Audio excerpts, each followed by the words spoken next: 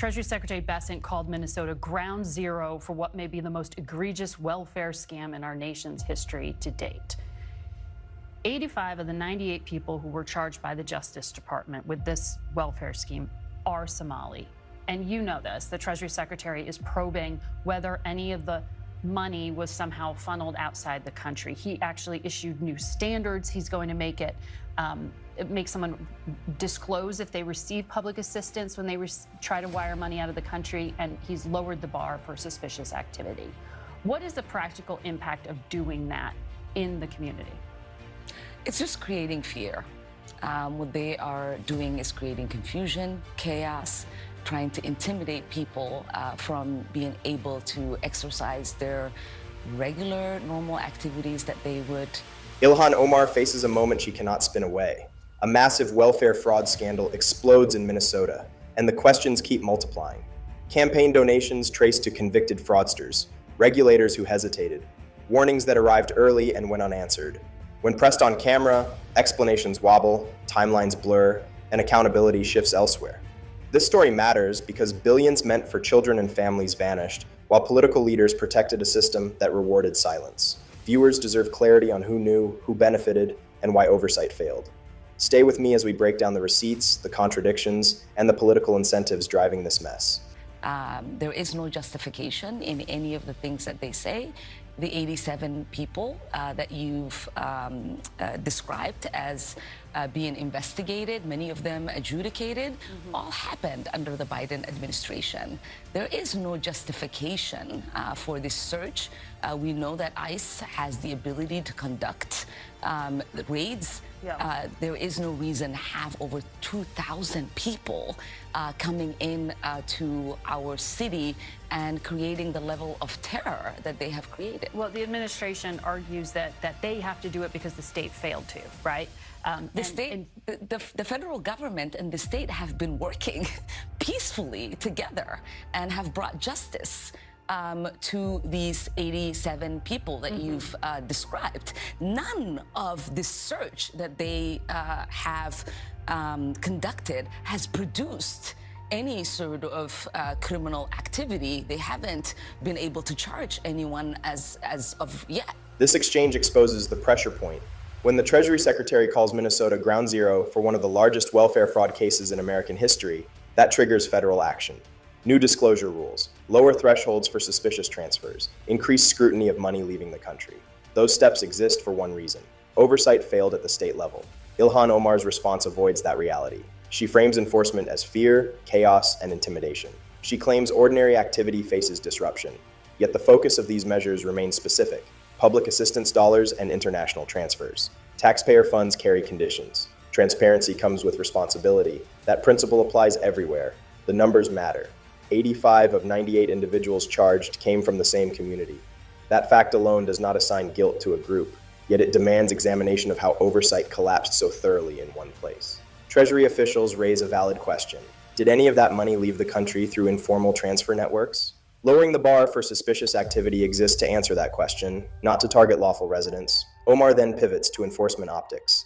She references ICE, raids, and fear. That framing shifts attention away from fraud and toward emotion. Federal agencies argue that aggressive action became necessary because state regulators hesitated.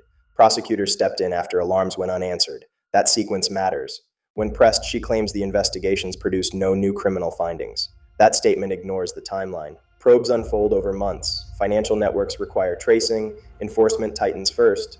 Charges follow later. Dismissing scrutiny mid-process signals defensiveness rather than confidence. She also claims all prosecutions occurred under the current administration. That point changes nothing. Fraud timing matters more than political labels. Billions vanished. Oversight failed. Donors tied to fraud-accessed campaigns. Accountability requires clarity, not deflection. The larger issue surfaces again: political incentives. When enforcement risks backlash from a core voting bloc, hesitation grows, regulators pause, leaders soften language. Systems weaken. That dynamic harms taxpayers and honest families who rely on legitimate assistance. This moment reinforces the pattern. Instead of welcoming transparency, Omar frames oversight as persecution. Instead of separating community pride from financial accountability, she blends them. Federal action now fills the gap left by state reluctance. The takeaway stays clear. Welfare systems demand strict enforcement. International transfers demand scrutiny. Public trust depends on equal standards. Leaders who respond to oversight with outrage rather than cooperation raise more questions than they answer. All right, Minnesota Congresswoman Ilhan Omar responding to her state's massive welfare fraud scandal, pinning the blame not on the criminals, but those working to protect the American people. If there was a linkage in that the money that they had stolen going to terrorism, then that is a failure of the FBI and our court system in not figuring that out and basically charging them. Host of My View, Laura Trump, joins us now. Laura, thank you so much for joining us. So what do you think about that explanation there? Ilhan Omar saying that if taxpayer money did in fact go to the al-Shabaab terrorist organization, it would be a failing on the part of the FBI for not figuring it out. Yeah, she sounded super confident in that answer, didn't she, Carly? She could not figure out how she was going to convince people that that was the case, but she said it anyway. It's ridiculous. Of course, the only failure here is from the people who are in leadership positions in Minnesota who allowed this fraud scheme to happen. And I'm looking at Ilhan Omar and I'm looking at Tim Walz, and they really are in the crosshairs of this whole thing. And a lot of people are wondering how it is humanly possible that this was allowed to happen. And this thing is huge. You talk to the White House and they have said, look, this is probably so much bigger and far reaching than just Minnesota. We know $1 billion was stolen from the taxpayers there in Minnesota. The White House says it actually is probably just scratching the surface. That's just the tip of the iceberg. This takes the controversy to another level. Ilhan Omar responds to questions about potential terror-linked money flows by shifting blame upward. Her argument suggests that if stolen welfare funds reached extremist groups, responsibility lies with federal agencies for failing to detect it. That response raises eyebrows because it reframes oversight failure as someone else's problem, rather than addressing how the fraud operated unchecked for so long. Critics immediately push back. The point remains simple. Oversight begins locally. State systems approve payments. State officials monitor programs. When billions disappear, accountability starts with leadership closest to the process. Passing blame upward does not explain why warning signs failed to stop the scheme earlier. Laura Trump steps in and sharpens the criticism. She frames the issue as a leadership failure involving Minnesota's political class. Her argument centers on scale. $1 billion vanished. Networks operated openly. Donors tied to fraud gained political access. Those facts suggest more than administrative error. They suggest systemic negligence or willful blindness. She also raises a point federal officials quietly echo. Minnesota may represent only the beginning. Treasury officials signal concern about broader national exposure, including millions routed through international channels. That possibility explains why scrutiny intensified and why enforcement rules tightened around money transfers. Then comes the deflection pattern. Instead of addressing process failures, Ilhan Omar pivots toward accusations. She compares critics to extremists and invokes historical persecution. That tactic shifts focus from evidence to emotion. It reframes accountability as hostility. It also sidesteps a direct answer about how oversight collapsed. The reaction draws swift rebuttal. Critics point out the inconsistency. When scrutiny rises, accusations escalate.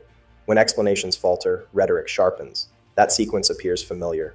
It emerges when leaders lack clear answers yet resist investigation. Calls for transparency grow louder. Commentators argue that leaders serious about clearing their names would demand aggressive, independent investigation. Full audits, public disclosures, cooperation without qualifiers. Anything less fuels suspicion and prolongs damage. Another key theme emerges here: trust.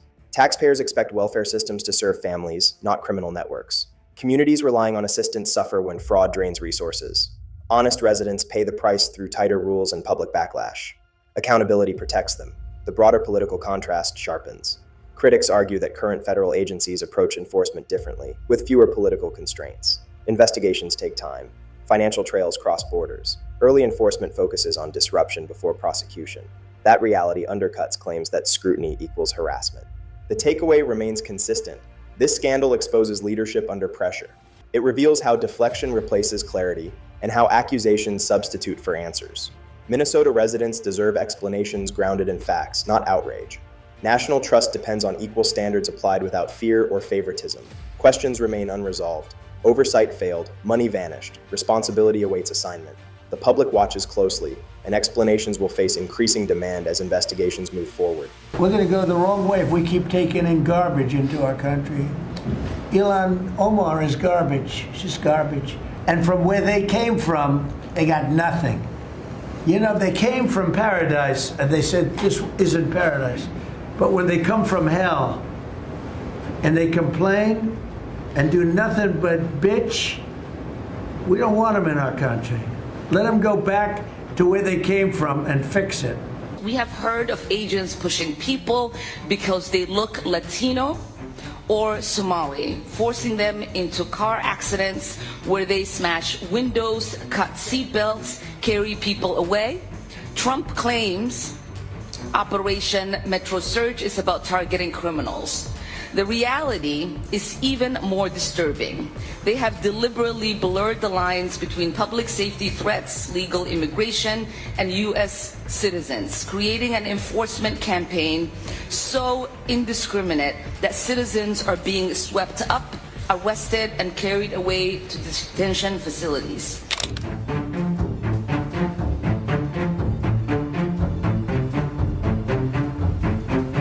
This moment shows how fast the narrative shifts when pressure increases. After the welfare scandal exploded and federal agencies stepped in, the response from Ilhan Omar changed tone. The focus moved away from missing taxpayer money and toward claims of victimization. Enforcement became the villain. Accountability faded into the background. Trump's comments poured gasoline on an already volatile situation. He tied the fraud directly to leadership in Minnesota and accused Ilhan Omar of knowing more than she admitted. His language triggered outrage, headlines, and protests. That reaction became the shield. Attention moved from where the money went to how people felt. Omar seized that opening. She framed federal action as chaos, fear, and retaliation. She described immigration operations as lawless and dangerous. She accused agencies of disappearing citizens and residents. Those are serious allegations, yet they arrive at a convenient moment right as investigators dig deeper into financial networks and enforcement expands. Here's the core problem. Welfare fraud on this scale does not happen overnight. It requires approvals, oversight failures, and political comfort. Programs kept running, payments kept flowing, warnings existed, leadership stayed quiet. Now, when enforcement tightens, outrage replaces answers. Federal officials argue that action became necessary because state systems failed. Rules around money transfers tightened for a reason. When public assistance dollars move across borders, transparency matters. Oversight protects taxpayers and vulnerable families alike. Painting that protection as persecution avoids the real issue. Another pattern appears. Critics raise questions about leadership. The response turns personal. Accusations escalate. Historical comparisons surface. Emotion overwhelms facts. That strategy rallies supporters while dodging responsibility. Meanwhile, residents pay the price. Honest families relying on aid face stricter rules. Communities endure tension. Trust erodes. All because leaders refuse to confront corruption early. This story now stands at a crossroads. One path leads to clarity. Full cooperation, open records, and accountability at every level. The other leads to permanent division, where every question becomes an attack and every investigation becomes oppression. The country deserves better than deflection. Minnesota deserves answers. Taxpayers deserve protection. Leadership means facing failure, not rewriting it. When billions disappear, outrage cannot replace responsibility. History remembers who stood for truth and who hid behind noise.